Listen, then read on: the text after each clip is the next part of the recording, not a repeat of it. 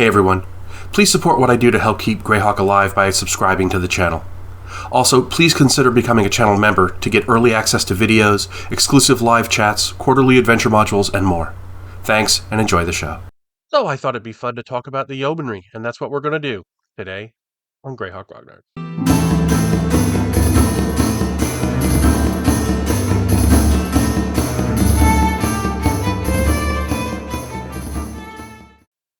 So just to give you some context, the Yeomanry is in the southwest of the Flanaess here. I'm moving the cursor slowly around it. It's in the what's called the Sheldamar Valley. It's on the southwestern border of Kaoland. And it's kind of isolated. It's got a whole bunch of mountains, obviously, and it's only got three neighbors: Kaoland, the Sea Princes, and Starich to the north. But that you got to cross more than 100 miles of mountains to get to. So, just to give you the idea, it's very isolated, and that is kind of key to its character. Yeomanry has always fascinated me because it's one of the few lands in the Flanaess that can be said to be at least somewhat democratic. It is the culture is such because of its isolated position and its history. It evolved a system where the inhabitants elect representatives who then go on to elect somebody who is the leader of the country, and this system goes on. Um, it's unique in that respect. You get some of that in Land as well, and some of the free cities have elections for mayors and stuff like that. But it's really rare, obviously, in a quasi feudal setting such as the World of Greyhawk, that you see something like that. So it kind of stands out. Um, it's got a population of only 100,000, including a lot of high elves, dwarves, and halflings. Um, it's basically um, you- uh, um, they discuss in the original guide. They discuss the political arrangement. All warriors are treated equally, but each tribe appointed one spokesman for each dozen. Eventually, as numbers grew, this became one for every 12 dozen, with the 12 spokesmen electing a 13th to speak for all. That is the freeholder, the spokesman for the yeomanry. It's a really nice touch that they throw in there. Um, Now, at some point, the yeomanry came under the control of the neighboring kingdom of Kaoland, which is to be expected because Kaoland is this big country on its border. Depending on what source you read, it's either ambiguous or the yeomanry asked to be annexed by them, which is kind of odd and not really in keeping with their tradition of being kind of isolationist and just leave me alone. But either way, they became part of the Kingdom of Kaoland, and they were on very good relations with them. The leader of the yeomanry was treated as part of the nobility in Kaoland, and the yeomanry supplied a lot of troops, very good troops and so forth. But as we discussed in the Kaoland video, when Kaoland went through its imperialistic phase, where it was going out and annexing things to the north, and there were a lot of weird, pointless wars just to kind of harass and try to take over territory of its neighbors. Then the yeomanry revolted, closed its doors to Kaoland, and withdrew its support of troops and so forth.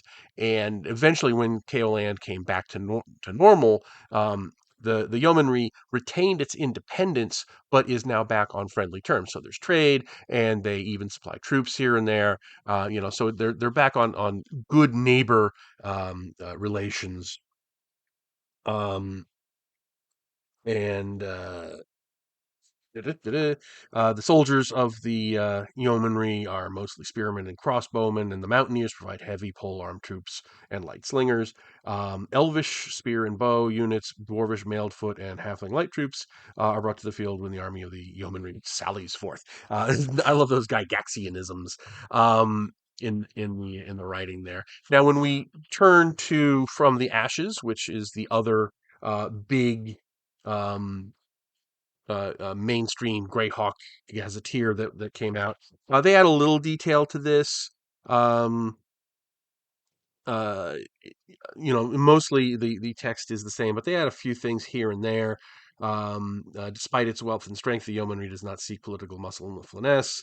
Kaoland is distrusted because of its historical ambitions on the land, and there is a powerful mood against sending aid to the north. Of course, that's a reference to aiding countries like Furondi or Valuna, who are fighting against Ayus. The Yeomanry people are aware that had this happened during the Greyhawk Wars, the Yeomanry might have fallen to giants.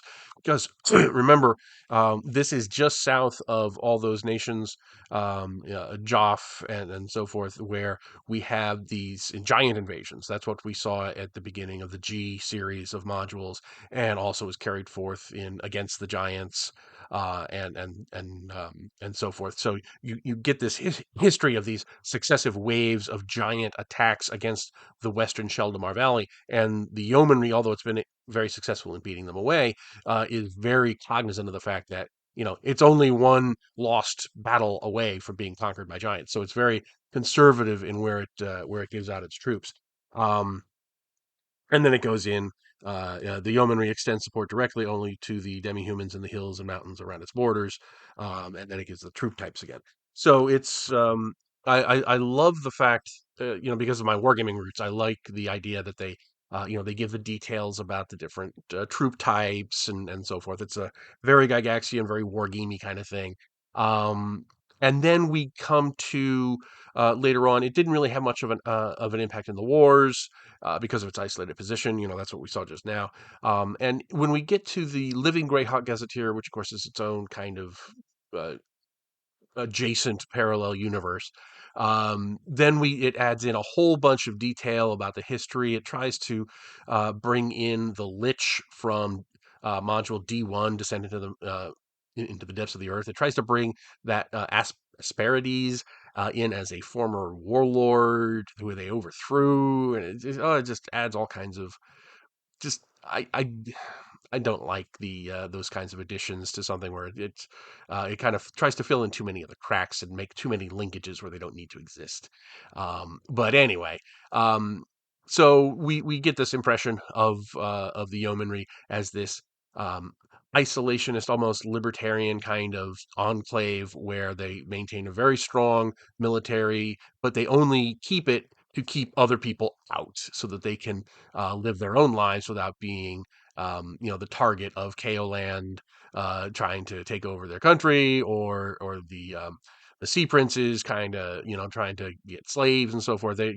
They're very much the don't tread on me kind of thing, which is another interesting little side bit. So anyway, hope you like this one. Let me know what you think in the comments, and I will talk to you all later. Thanks for watching today's video. Please remember to hit the like button and subscribe to the channel. Below you'll find links to my Patreon, which helps make these videos possible. You'll also find the web store where you can buy my books, and my blog where you'll find all sorts of free downloads and other articles. Thanks, and have a great day.